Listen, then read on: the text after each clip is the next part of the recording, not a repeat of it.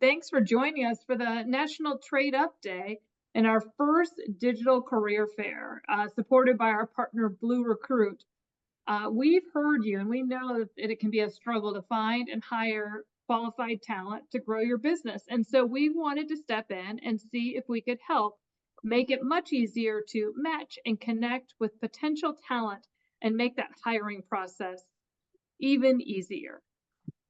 Before we start the career fair, we wanted to go ahead and introduce you to our team here that we've pulled together to talk about what you can expect from the career fair, what it's like to be recruiting, and what kind of educational experience these candidates will have, and help you understand exactly what could be the right candidate for your position that you have open. Our expert panel come from several trade programs and have made remarkable progress in trade training programs and building out the talent emerging from these programs. They're going to share practical insights on attracting and retaining these young, motivated workers and explore how organizations can provide internal training and development resources to nurture the next generation of trainers and leaders and foster a culture of continuous growth and innovation. I am really excited about this process because this is a one-of-a-kind type of experience, this career fair that we're launching. It's BlueRecruit is solely dedicated to helping match people with careers in the trades, and this will help you kind of make that hiring process much more streamlined and much easier to be able to find the right talent for the jobs. So it's my pleasure to introduce you to our panelists today. The facilitators, educators, and program leaders who are committed to inspiring and educating and connecting the next generation of workers to home service companies like yours. Rich Camacho is the CEO and founder of BlueRecruit, which is actually the platform we're using to run this webinar, or to run this career fair. It's a direct-to-hire marketplace hiring platform and partner of Angi that'll be hosting the digital career fair. Kelley Blanchard is the EVP of Career Education, College and Universities, focused on serving post-secondary college programs in trades and connecting campuses and employers to create career curriculum pipelines and lasting partnerships to help decrease the labor shortage the country is currently facing. Peyton Holland joins us. He is the Executive Director of the National Technical Honor Society. He's an inspirational speaker and educator working with industry students and schools to empower and prepare the next generation of leadership for the workforce. And Jessica Vasquez is the Vice President of the Vocational Training Institute. She's an educational leader focused on hands-on development and preparation of students in trades training programs and preparing them for workforce success. I'd like to welcome you all to the webinar. Thank you for joining us. Excited about this. So I'd like to have each of you take a couple of minutes and give us a little more detail on your organization yourself, so that we can get started, and then we'll dive into some questions. Kelley, do you want to go first?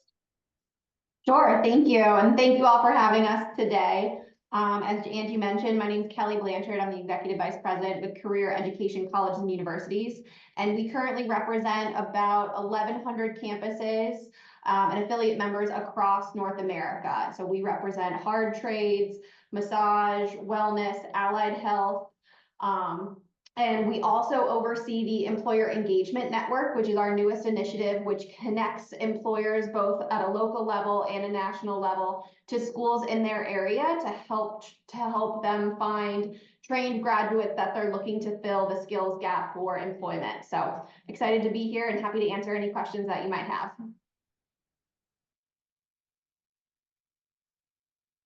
And then Rich, would you like to go next? Hey, y'all. Thanks so much for having me, Angie. Thanks for that intro. I actually have never told you this, but when we were first starting BlueRecruit years ago, I was listening to a podcast and you were the host and you were talking about how you would jump in your car and drive around Indianapolis and literally make a paper list. And I was like, wow, that sounds like absolutely miserable amount of work, but I guess that's what has to happen. And then here we are, 5 years later. Makes us stronger, right? Exactly. And it's funny that we actually started the very first BlueRecruit website. People had no idea, but they're actually putting their information into an Excel spreadsheet. So Right. There's a lot you can do that's with what you got Excel. to do, right? No, thanks everybody so much for the panelists for joining, but most importantly, all you pros out there looking to grow your teams. As Kelley mentioned, please go ahead, drop in your questions. One thing I'll say right off the bat, nobody has all the answers when it comes to hiring. Hiring is really, really, really hard. If someone tells you they have all the answers, don't listen to them because they're completely BSing you. So please drop your questions, your comments, or completely disagree with what we're saying, because that's what it's all about. Great. Thanks, Rich. Jessica, you want to go next? Yes. Hi, everybody. My name is Jessica Vasquez. I am the Vice President at Vocational Training Institute. Here we are training for HVAC and welding trades. Started in career services 15 years ago. So I've been working with employers like yourselves, trying to find you guys the best candidates out there from our programs and asking you guys what you're looking for, what you need, and how to better train our students for you guys. Great. Thank you. And Peyton. Hey, good afternoon, everyone. It's an honor to be able to be on the panel today with this outstanding group, but just as important with all the pros that are on the line, to be able to connect with folks that value the skilled trades and have such a deep appreciation for it. Thank you for your commitment to the trades and your career. I'm a product of career and technical education. My life was changed by a high school masonry program and an instructor that knew how to use the trades, not just to build skill, but to help students build confidence in who they were and competence in leading those around them to achieve their best. And that was just a transformative experience for me that set my life on a completely different trajectory than it would have been otherwise. I grew up on a family farm and at a family sawmill with a dad that was a jack of all trades, that was passionate about skill. But that experience in the CTE classroom in high school really anchored that. So it set me on a course where I've been passionate for the last 20 years as a professional in career and technical education to figure out how we can change the perspective of the trades and empower students so they can go out and learn the skills they need to build the futures they want. And that's what we do at the National Technical Honor Society. We serve as the honor society for all of career and technical education in the trades, providing scholarships, career development, leadership development, service, and recognition opportunities so that we can support those students and showcase those students that are committed to excellence in the trade areas. And ultimately, at the end of the day, help connect those outstanding students to outstanding employers like yourselves. So since 1984, we've served over 1 million students nationwide. Since 2007, we've given out over $3 million to help students get into the careers they want to in the trade. So we just thank you for being here and look forward to the conversation today and helping move the conversation about the trades forward. That's great. That's impressive. I love all the scholarships you've been giving out, Peyton. That's wonderful to hear. So for everyone listening, I'd love for you to go ahead, feel free to add. There's a Q&A button at the bottom of your screen. You can have questions there. I'll be watching that, and we will make sure that we cover those with the panelists. You can also throw them in the chat. We'll watch both of those. So first, to get started, I would love to kind of take a big picture perspective. I mean, what are you seeing from a trend perspective as far as young people entering the trades? I mean, kind of where's it been? Where do you see it going at this point? And open it up to any of you want to hop in and kind of give your perspective of what you're seeing. So I'm happy to go first, and I think I'm excited to be able to report that we're starting to see the age decrease of students going in directly out of high school. I think 5 to 10 years ago, that was not the trend. I think we typically saw more of the non-traditional students going into career and technical programs, and now I think that shift has skewed a little bit younger, which is fantastic. Why not get a career right outside of high school? And so I think that's a positive trend that we've been seeing across the boards. And what do you think, Kelley? What do you think is leading to that? I think the scope of how we view career and technical programs as a pathway into a career has changed. The stigma is kind of decreasing from what a traditional career education, a trade school, a for-profit institution. There's not necessarily that negative stigma around a career skill anymore.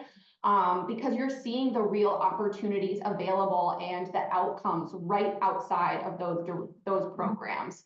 So I think the opportunity is now being offered to them and not just as a second chance option of a college education. Yeah, that's great. Yeah, Jessica, what are you seeing? So we do see that more high schools, just because we're having high schools contact us to invite us to their career days that they have on campus to kind of bring awareness to the students that there's not just the traditional colleges, but there's also the trade schools out there as options for them to go to. So that's been a huge help with getting enroll, more students into the programs. That's great. That's great. But for both of you, for Kelley and Jessica, like anybody can enter your school at any point in their career, though, as well. You're just saying kind of that younger group. What's happening on even on the older group of people? I mean, I talk to pros all the time that tell me the story that they like decided to change careers mid career and decided to go into the trades. I mean, is that a common path that you see? Yeah, I see all ages enrolling. There's people that's just a second career choice for them. We had a student yesterday who she worked administrative most of her careers, but she was just burnt out and she decided to tour the campus and saw welding and was excited for that and decided to go into a whole new career change for her to get into the welding program. And I think in addition to that, I think that individuals are seeing it as a growth opportunity to build upon the skills that they've already been able to utilize. So if they went into an electrical program and then they see the opportunities available if they were to do a stackable credential from that, or they really actually enjoyed HVAC a little bit more. We're seeing a lot more diversity across the programs that they've started to go into and maybe kind of pivot from there. We see a lot of individuals who want to start their own business, and if they want to expand upon that, those options that they offer to their clients, they have to know what it takes to hold those programs as well. Yeah. And what are you seeing on the high school perspective? I think that has always been, I mean, I think when we talk to pros, one of the things that they comment on is that, when shop class went away, kind of that path to trade schools, kind of really started to dry up. What are you seeing high schools doing? Are there kind of areas of the country that you see kind of really kind of getting behind the trades in a way that we haven't seen in a while? I would love to get perspective on that as well. Yeah, so I think we've certainly seen a resurgence in that. I don't know in a time in the last 20, even 40 years where career and technical education has been at the forefront of conversation that we're seeing now. And there's federal dollars going into building programs all across the country. I was just talking with a group in New York that's building this impressive CTE high school that's going to cater K through 12. So exposing students at the youngest level, which is super exciting for me because we can't just start building these impressions at high school. Decisions and mentalities are already made up at that point in time. So the younger we can get to them, the better. So I think the interest is there, the conversation is there. I think one of the pieces, and this is for the pros that are on the call here, is a lot of times school systems don't know what way to go. They don't know what skill sets are necessarily needed to be taught. And that's where those local advisory committees made up of local employers, local industry members are getting engaged with those school systems and helping guide that. And just, if you are having trouble hiring in your area, go and have a conversation at the school board. There's federal dollars from the round of COVID funds that are out there now that have to be spent in the next few months. And there's opportunity to get equipment and tool sets and programs in place. And folks are looking for ways to do that. So go have a conversation with your local schools to try to do that. And just know that students, some recent surveys have shown that 50% of students believe success is possible without a four-year degree. They just don't know what that looks like. 62% of them want to forge their own pathway. They're open to on-the-job training. They're open to apprenticeship programs. Like the environment is there. The awareness is just missing. So it's about being present and letting those high school students know what pathways are available to them so they can start to pursue that. So it's as simple, Peyton, is like just getting in touch with your school board is, I mean, that's kind of a first step. So, sending an email, giving a call and kind of learning and kind of voicing your views as a business owner in the community. Yeah, identifying that gap and saying, hey, we're employers. We believe in this community. We want to build this community, and we're willing to step in. And whether it's through mentorship programs, offering tools, it doesn't even have to be anything expensive. It could be 30 minutes of your time, which is valuable. But that 30 minutes, every other week can go a long way in building solid relationships and developing a culture around your industry that might not exist right now. Yeah. I mean, I loved your point about, the K through 12 school system. That was awesome. Angi used to be located right by an elementary school in Indianapolis, and a lot of our team would volunteer at that elementary school. And so for a few years, we had learned that the 5th and 6th graders had to write a career plan before they, kind of graduated into junior high. And so we did a career fair a couple of different years where we would bring pros in, and the kids could go around and ask questions and learn about, hey, what's it like to be a carpenter or a painter? What do I need to know? And it just amazed me because I had kids about that age when we were doing that, and I was like, this is either going to go really well or it's just going to it's going to flop. We will see. The kids were so engaged. It was so fun to watch. I mean, just them being able to ask questions and understand, because I think, sometimes we think about, kind of introducing people to the trades when they're 16, 17, when they're starting to get their first job. But, by then, they might have missed that opportunity to explore and to learn about it, because, if their family isn't hiring pros and bringing them to the house regularly, they may not have exposure to it. Or if they don't have a family member in it, it's how do you tell those stories and get that exposure even at those earlier ages? So that's great. What we are seeing, though, more so in the last couple of years, is the news articles around the workforce shortages and the amount of tradesmen and women that are needed across the country to fill those gaps. And so I think that's been really helpful in our sector to be able to showcase the need of these institutions. They're training these skilled professionals to go directly into the workforce, whereas in previous years it would have taken years of apprenticeship, or you had to start from a much different level in order to get in on the ground floor. And so I think just the amount of news and resources that has gone into the workforce shortage across the country is monumentally high in comparison to what we've seen. Yeah. And I think, quite honestly, the conversation around, kind of the investment in college. I mean, like college is a great path, but it's absolutely not for everybody. And making sure that people are getting into the right career path and the right secondary education that can really deliver and kind of create a great ROI and get their career started right. Mm-hmm.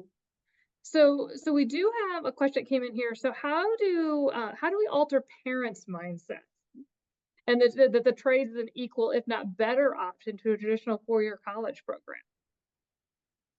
That's a good one to kind of jump on what Peyton mentioned there with that K through 12 program.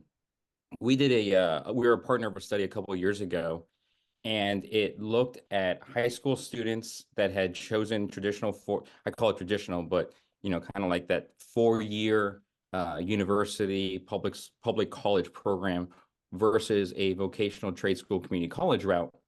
And it found that for students that chose a vocational path, they were exposed to some kind of CTE skilled trade program at least prior to the age of 14. And what the study ended up finding was that if you don't expose young children to CTE, to the trades, to other options by that kind of critical 12, 13-year-old phase, kind of like those kids that y'all were going to, that by the time they hit that early high school, that they're basically being fed and inculcated both from their teachers, from their coaches, and most significantly from their parents, that, hey, if you don't go down this route, you're going to be a failure. And I think we can all fairly say that, you're not going to be a failure if you don't decide to go down a traditional college route. So that's why, not too far from Angi headquarters there in Denver, there's an incredible program in Aurora, Colorado, where kids decide before they enter their freshman year, hey, I want to go into a CTE program. And they're being bused from all over the school districts there in the greater Denver area, being sent to a central campus at Cherry Creek. And for 2 to 3 days a week, they're doing construction, and they're knocking out their trigonometry, their geometry, those core math classes that every kid needs to take anyways to graduate from high school, but they're doing it while cutting 2x4s and building mini homes for homeless community. So it's an incredible, tangible result of what they're studying. And what's really neat about the program is about a third of the kids end up going to a vocational route. About a third have historically been continuing on to 4-year college, and about a third have been choosing the military. So it's not, use a bad word, inculcating the kids that the skilled trades is the only route, because there's nothing wrong with college. but it's at least exposing folks that otherwise probably would have no idea that, hey, this career path is for me. Mm-hmm. Yeah, I mean, I think it's all about helping folks explore. So another one of the questions that came in is, what is the conversion rate of individuals hired from trade high schools into jobs? Like, how is that path? What does it look like? I mean, I think we hear a lot about, high schools and kind of how they're driving people to colleges. What about these technical paths, and how successful are we getting them into jobs in the trades post-graduation? So that one, I didn't realize how big the trades were until I started working at the school level. There's so many opportunities out there. It's just huge. So I could say that if graduates want jobs, there's jobs, they're going to find a job. We would have to report for placement numbers. And my previous goal, with our accreditation, they required a 7% placement rate. So 7% of the grads had to have jobs in the field. We're placing in the 90s, 91, 94, depending on the year. So there's definitely opportunities out there. If they want to work, they will find a job. Yeah.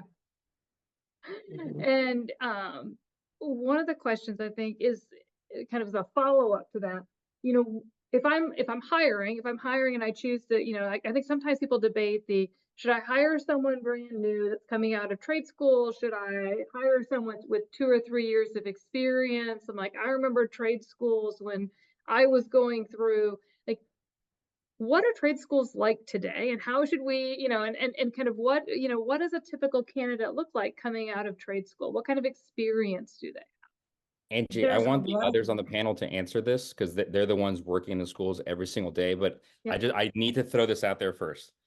If your mindset right now is the ROI good enough for me to hire someone right out of a high school program like what Payne is operating, maybe a vocational program like what Jessica's doing, or one of Kelley's schools, versus I'm just going to hire a 5-year experienced electrician. Newsflash for all you pros out there: they do not exist. There is no such thing as an unemployed 5-year, 10-year journeyman, master electrician, plumber, HVAC technician, whatever job you want to throw out there. They do not exist. The reason I'm able to have a home and send my kids to nice schools is because they do not exist. We need to within the industry make this shift, that if you're trying to find that 5-year journeyman that's unemployed, there's probably a really good reason he or she is unemployed, and you don't want them. You're going to have to make that mental switch and say, hey, I want to hire a young person that just decided to go to Jessica's school, because Jessica will go through the curriculum. It's unbelievable what they're learning in such a short amount of time, and the certifications, the licenses they're coming out with. And that needs to happen because, frankly, there simply isn't that an experienced person just waiting on their couch somewhere, waiting for you to give them a call. They're fully employed and making very good money right now. So, team, please take credit. Y'all know way more than me. Yeah, just to piggyback off of Rich, the other benefit of trade school, what we would typically call a trade school now, is they're willing to work with you. They are willing to adapt their curriculum to fit the needs of the workforce for today. It's not your mom or your dad's previous trade school anymore, because we're not dealing in those times anymore. The workforce is gradually changing of, different needs, different certifications that are needed. AI is coming for, certain jobs that wasn't an opportunity in the past. So I think that trade schools, vocational schools have the ability to adapt to the needs of the workforce to fill those demands.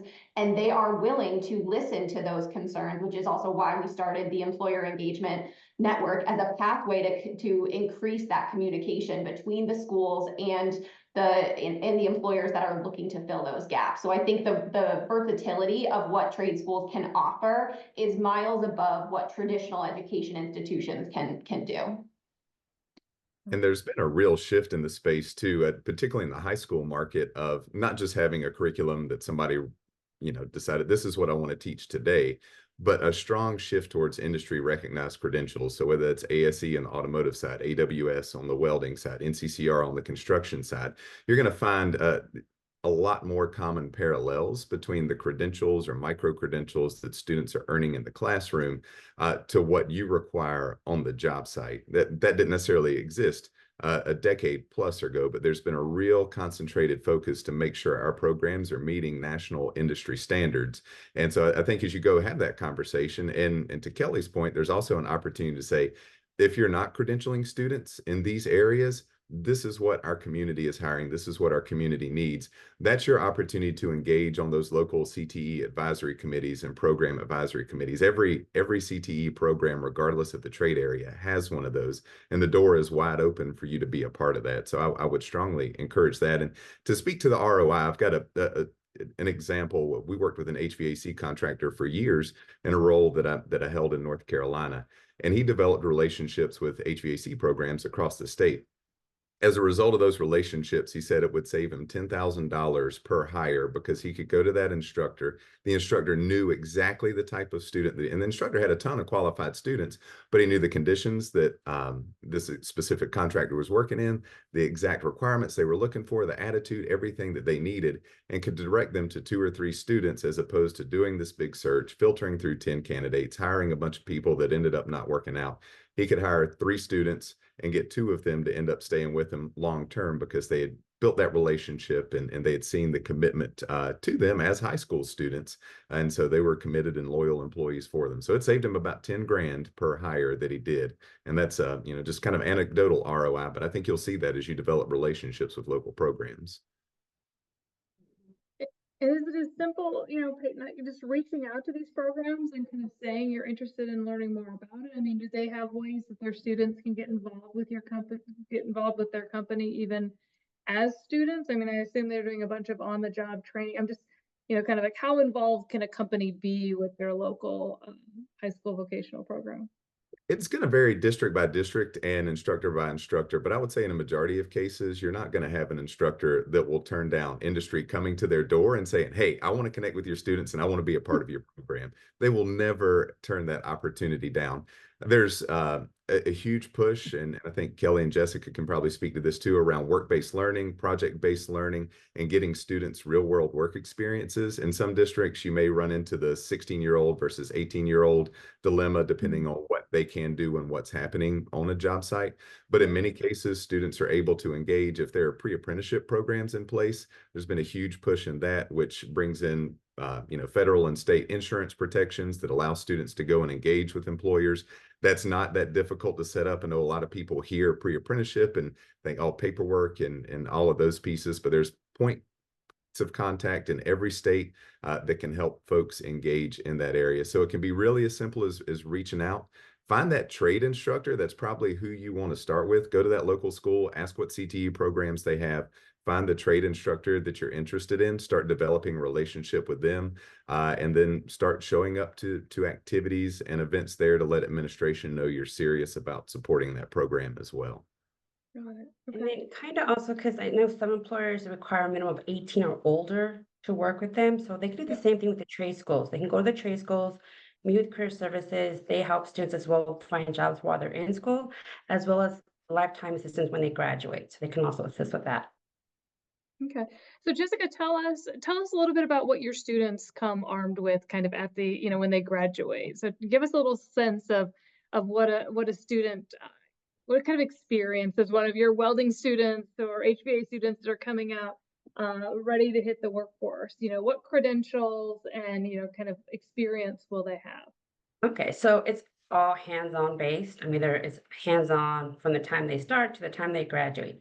Our welding students are coming out AWS certified, and our HVR students are coming out with their EPA Universal or 410A as well. So we meet with employers, asking, on the program advisory committees, asking them, what do you need? What are you looking for? Here's what we teach. Are we up to your standards? Like, is there anything new out there we don't know about? Well, how can we improve our program?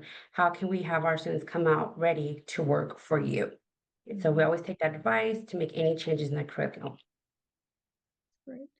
So I decide to hire, a fresh high schooler out of one of the trade programs. What should I be prepared for? If I'm a company that has, 5 to 10 employees, what kind of support and what kind of structure do I need to have in place to help train and mentor them to kind of gain that experience and be successful in their first couple of years.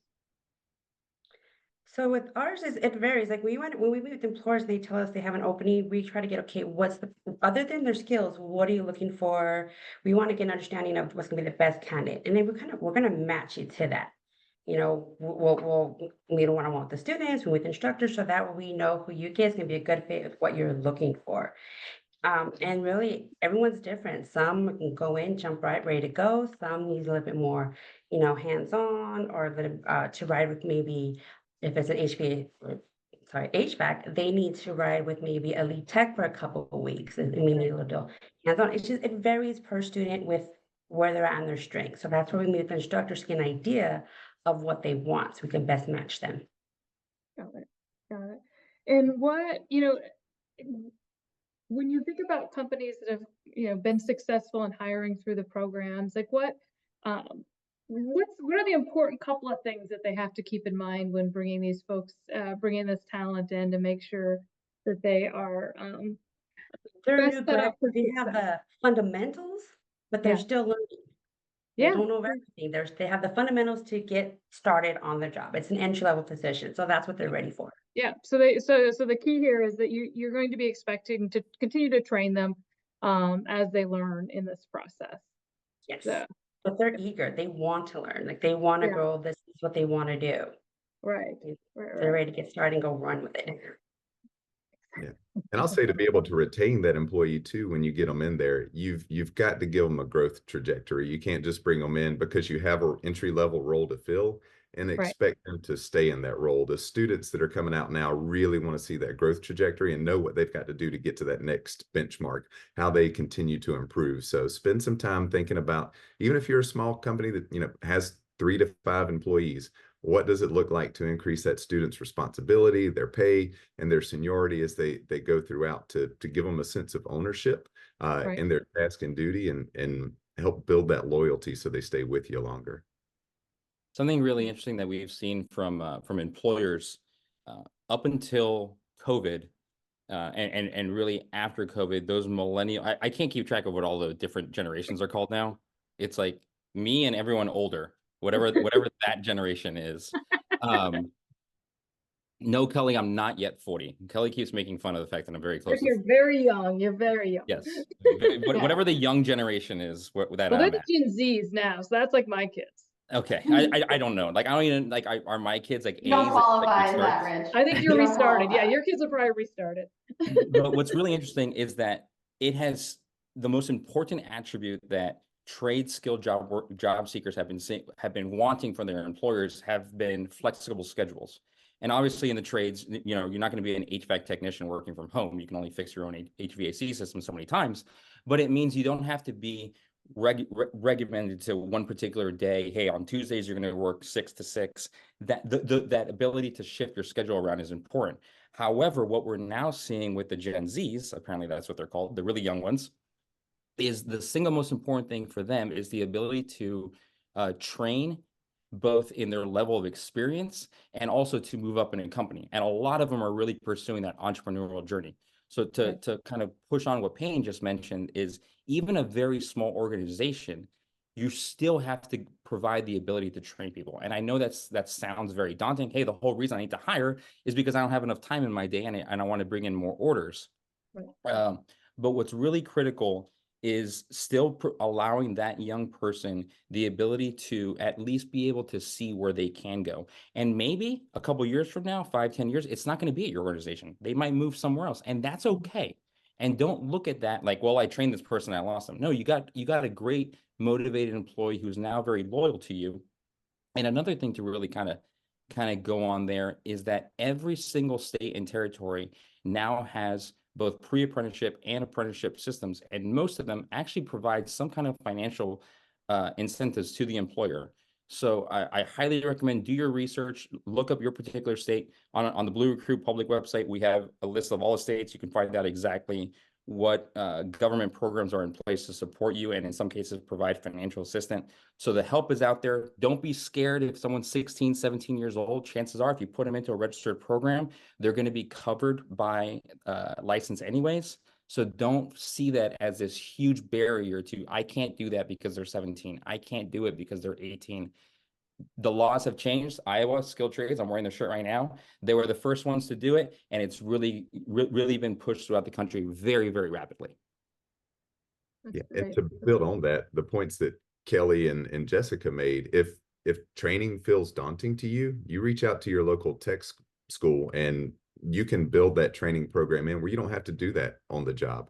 You can take a 6-week class, a 2-day class, whatever that is, if you work with them to articulate what you need so that that pressure isn't on you as the employer. You've got a trusted training partner that can help you scale that until you get to a size that you can do that. And a great example, one of is a company that does HVAC duct cleaning, and to tell you the value of raising your own, even if they go off and support Rich was talking about. This guy would hire students and say, look, you stay with me for 4 years. I'm going to pay for your 2-year community college degree. You can get whatever you want to, but most of them had that entrepreneurial spirit. And as a result, about 75% of them would go off and start their own businesses. And you're thinking, great, now they're going to be competitors. They're competing with me, right? Yeah, but that wasn't the case at all. What would happen? They would go out and start their own businesses, and they're a much smaller shop than the gentleman who had hired them. And as a result of that, they're bidding on projects and they find a big project that they can't cover. Who do they call? The person who helped train them and get them in the business. So he built in his own referral network, getting more business than he knows what to do with from folks that he's trained up and helped get started in their own businesses. So it doesn't have to work against you by putting competition into the space. You can actually build up a great partner network out there that brings more business to you while retaining top quality talent at the same time. Right, right. And that's great. And I like your point about going back to the trade schools and asking them about specific training you need, because I don't know that everyone thinks about that. You know, that resource exists, that it's not that I have to have the team on hand, like I need to teach this skill or that skill, that there might be an economical way to do that just by, you know, picking up a class or two at the local trade school. Yeah, absolutely. I would definitely encourage anyone looking for a consistent kind of slew of the next generation of workers to cultivate those relationships with the trade schools as well. I mean, the schools consider that an employment pipeline and a benefit for them as well. So, you know, why reinvent the wheel of what they're already doing, or having to each year have to consider where you're going to get your next cohort of, you know, trained individuals. If you create that pipeline, you're able to communicate with that institution or number of institutions of, I'm going to be looking for 5 welders each year to fill the gap each year. Or, you know, they work on side projects as well. You can bring them into the labs to showcase what you would be doing at those institute or at your organization, so that the institutions get to showcase that too. Right, right. Another question for you, especially for the post-high school trade schools that that folks are in. You know, one of the challenges is, you know, kind of home improvement season can be seasonal, and I could use extra help in the summertime, right? Where it's like I needed to just bring on an extra painting crew or something like that. You know, do you offer even short-term, you know, do you encourage your students to take on even short-term experiences while they're still taking, you know, trade school classes? So maybe they're, you know, they're already 18, so that we don't have the age issue working in a trade company, but is there an opportunity for them to effectively do summer internships? So for our students, if they can go out, get a job, but we offer lifetime assistance. They can come back anytime and we will help them find another job in their field. That as long as we're here, we'll help them. Yeah. That doesn't go away. That's Yeah, great. I would echo that. And year after year, we survey members from, you know, 1,100 campuses. And one of the most dominant feedback results that we get is how they go to a trade school because they offer flexible hours. You want to take just morning classes, you want to take nighttime courses, you want to have a Saturday class, like the availability is there at a trade school so that they can be working at the same time. And we see that from programs across the board, not just in the trade, you know, allied health and healthcare, obviously. But in the trade, they are still working. You know, they might go to school part-time, they might go to school full-time for a certain duration, but they're also able to put it on pause. So if there is that larger job that they want to work for the summer and then they want to come back in the fall, that's open and available to them. Right, right. That's great. That's great. It's funny, Angie, when our organization and Kelley's first partnered years ago, an immediate feedback I started to receive from some of our campuses was, we're scared to put our students on here because what if they get a really good job and they don't finish their schooling? And it was like, huh, that's a really interesting question. Jessica's laughing because I'm Right. pretty sure Yes. she probably had that exact same comment. And I was like, and Jessica's then like, I what need to it, get what a it actually, completion rate. Yeah. yeah, exactly. It was like, whoa, wow, I haven't even finished schooling and I'm already making $35 an hour as a carpenter. Why do I need to do anything? But what we Right. found, you know, as all of our relationships continued to mature, was that one, the technology, especially, people don't think of the trades as high-tech fields. They absolutely are. Guess what? AI is not going to replace welders. However, AI and other technologies are going to make welding, carpentry, HVAC far more technologically savvy. And guess what? You're going to have to keep coming back to school to learning those things to receive more certifications. But what we were also seeing was that employers were saying, hey, it's really great that you're halfway through schooling, you know all this. Just imagine how technical you would be and how highly skilled if I send you back, finish your program, and then I bring you back. And guess what? That then gave him the student, the employer, to be sponsored by an employer. So they're not paying for that tuition out of pocket, or they're simply working part-time, going to school part-time, and now they're graduating school with zero debt, straight into a job and making fantastic income. Yeah. So Jessica, don't worry, your kids are still going to graduate. Thank We're you. still going to need the skill. We're still going to need the skill. Yeah. So this has been a lot of fun. This has been a great conversation. So I do want to save a bit of time here for us to kick off the career fair. So Angi has just partnered with BlueRecruit for the first ever digital career fair for the trades of this magnitude. So, and this is open for free to all pros on the Angi network. So if you're on the Angi network, you can access the BlueRecruit marketplace, and it costs you absolutely nothing. And Rich, I think what, 50,000, kind of student profiles you have in the database, something phenomenal like that. Yeah, this morning we've got 56,500 folks on there across the U.S. and Canada. So Yeah. So yeah, go ahead, Angie. So why don't you tell us how it works? Tell us how the platform works, how you can search, what I'm going to find when I get there. Yeah, so this is best way to describe us, and it's a comparison that I fought for a while as the CEO of BlueRecruit. I was like, no, that's not who we are. We're for the skilled trades. We're a highly technical platform. Then eventually I was like, no, that's exactly what we are. We are Match.com for plumbers. Easiest way to think about it. What we found was one of the biggest barriers to skilled workers connecting with employers was, why does a carpenter need to have a one-page qualitative resume? Like, that doesn't tell me anything about your ability to knock out this project. Why does an auto mechanic, Payne mentioned earlier, ASE certifications, AWS certifications, NCCR, EPA, those are the experiences, the certifications, the licenses that matter in the trades. Because at the end of the day, if you don't have those things, guess what? You can't be on my job site. You can't knock out this particular contract. So what we did was we built a platform that our job seekers, usually from their mobile phone, will create a profile. And rather than telling us they like long walks on the beach, they say, hey, I'm a carpenter in Denver. I have A, B, and C certification, and I want to make X amount of money. And then you pro out there, you say, hey, I'm trying to hire a licensed general contractor in Denver, and I'm paying X. We're going to match the two of you. You can go ahead, chat on there, connect, and hopefully get hired. That sounds great. So what do I need to do next to get involved? Here, I'll show y'all super fast. So go to bluerecruit.com. And if you're on the Angi site, just go to the Pro Perks page. It'll send you directly there. It's going to send you to the employer dashboard. This is what everyone's going to see, regardless of what kind of a skilled person you're hiring for. So I'll run you through a super fast example of how this works. You can see up here, these are the 16 different skilled trade industries that we support. Obviously, in most cases, you're not going to be looking for a shipbuilder, but we'll go ahead and say, hey, in the home care industry. So you'll click your industry. For every single one of our industries, we're going to have a list of trades and specialties. Everything's in alphabetical order to make it super easy for y'all to find.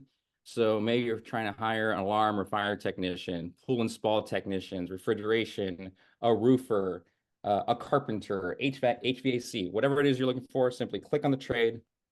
And then for each trade, we're going to have a list of experiences, certifications, licenses, everything that matters for that particular trade. There's over 55,000 certifications in here. So chances are, if you're looking for it, it's going to be in here. If we miss something, just let us know. But you can see, again, everything's in alphabetical order, so you can pick exactly the level of experience and skill set that you're looking for.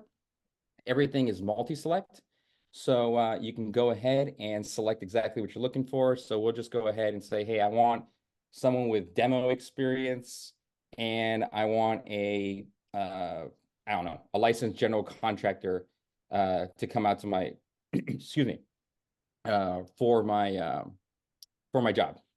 So again, all multi-select, pick exactly what it is that you're looking for. And then next, you're going to say what kind of worker you're looking for, maybe full-time, weekends, what have you. We'll go ahead and go with Angi's headquarters there in Colorado. It helps if I spell Colorado correctly.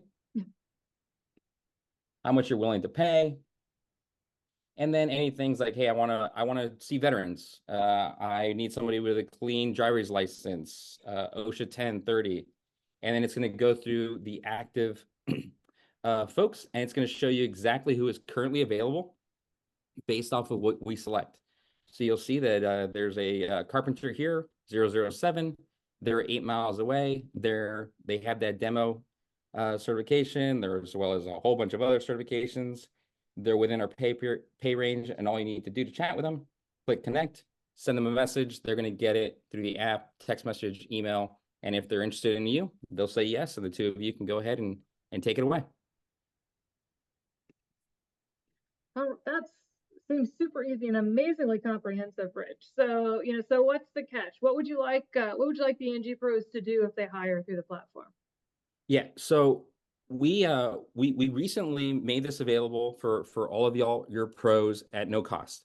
And the reason for that was because of schools like Jessica's, because of individuals in high school programs that pay and support's going through, because of Kelley schools, because of state workforce development boards and public libraries.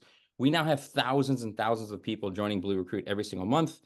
And so we decided to go ahead and make this service available at no cost. But what we want to hear from you is just the feedback. Let us know, hey, you know what? I connected with 007 and he or she is currently in the interview process. They're hired. When you let us know that you hired them, that they're currently working for you, that information goes back to Jessica. That information goes back to Peyton, and it allows them to see those success stories and continue to build their organizations, continue to get support, financially from the state, from the national government. And so as long as we kind of do that, like talking about like Lion King, like the circle of life, right? Right. We all have a responsibility in it. Peyton's over there just laughing away. We all have a different role in it, but it's the only way we're even going to get close to solving the incredible labor challenges that we have. And so, yes, it's a free service, but we also expect something from you, the employer. We expect that information. Frankly, it's not too hard. It's literally a drop down. You click on it. If you can't do that, then I don't think you're going to set up that training program Payne wants you to have. So do your part, give us that info, and we're going to keep giving you great job seekers.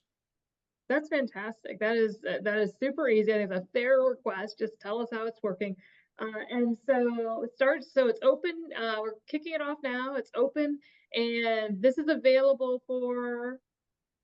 It's open, right? Like this is something it's out there, Angi. It's funny. My head of technology, she's been basically testing our site. She's like, I'm not going to do what every company does during like Shark Tank. How like you're watching Shark Tank, like, oh, what a cool concept. You go to their website. Hey, the website is down. Don't worry, everything works. We gave it a little extra love this week just to make sure everybody's happy. Fantastic. That is awesome. Well, so I would like to thank you all for being a part. This is a great benefit that you're rolling out to the pros, Rich. So I couldn't thank you enough for the partnership. The insights, Kelley, Peyton, Jessica have been fantastic. I would really enjoy this conversation. I hope we can do it again sometime. But I want to get pros out there. I want to get them out there finding talent. So let's break and go and check out the BlueRecruit site. Again, you can go into Angi Perks on the Angi website, and you can click to BlueRecruit there and get started on your search. And we look forward to hearing how it's going. So thanks to everyone, and I hope you have a wonderful trade up day.